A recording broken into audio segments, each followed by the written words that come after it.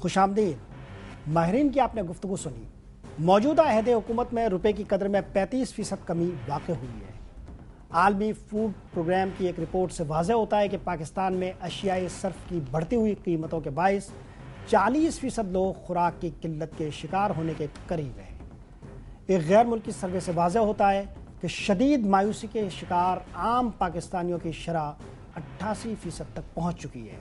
ایک جائزے کے مطابق 9% پاکستانی ہی ایسے رہ گئے ہیں جو کسی درجے میں کوئی نہ کوئی امید رکھتے ہیں۔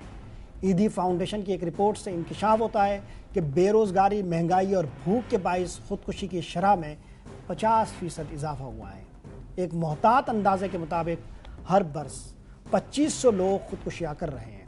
پاکستانی سماج کی تمام تر اکائیاں حالت انتشار میں دکھائی دے رہی ہے، اور کیوں نہ دکھائی دے جب اس ملک میں 60% لوگ ایک یا دو کمرے کے مکان میں رہتے ہوں، جب لاکھوں لوگ فٹ پاتھ پر بستر بچھاتے ہوں، جب لوگ چوری اور ڈکیٹی کو ایک پیشے کے طور پر صرف اس لیے اختیار کر رہے ہوں تاکہ اپنے بچوں کا پیٹ پال سکیں، جب 70 اور 80 برس کی بوڑھی عورتیں بازاروں میں کام کرتی نظر آتی ہوں، جب معاشرے میں ایسا طبقہ پیدا ہو چکا ہو جو لوگوں کی بھوک مٹانے کے عوض ان کے اعضاء چھین لیتا ہو، جب تفریح گاہوں میں 6 برس کے بچے امیروں کے بچوں کو چائے بیچتے اور دھتکاریں سہتے ہوئے بھی مسکراتے اور منتیں کرتے نظر آتے ہوں، جب 70% بچے تعلیم ہی حاصل نہ کر پاتے ہوں، غریب عورتیں زچگی کے مرحلے میں مناسب سہولتوں کی عدم دستیابی کے باعث مر جاتی ہیں، اور جب انسانوں کی قابل ذکر تعداد روزانہ کوڑے کے ڈھیر پر بیٹھ کر کھانے پینے کی سڑی ہوئی چیزیں تلاش کرتے ہیں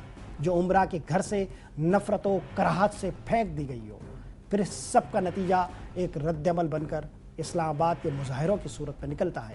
مگر اس قوم کے وزیر خزانہ کی مالیاتی دانش، روپے کی قیمت میں کمی، دفاعی بجٹ میں کٹوتی، تیل کی قیمت میں اضافہ، محصولات میں توسیع اور خدمات عامہ کے اداروں کو تجارتی اداروں میں بدلنے کی روش سے شروع ہوتی ہے اور وہیں پر ختم ہو جاتی ہے۔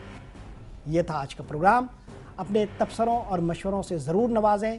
ہمارا ای میل ایڈریس ہے aina@duniatv.tv۔ محمد طاہر کو اجازت دیجیے۔ اللہ نگہبان۔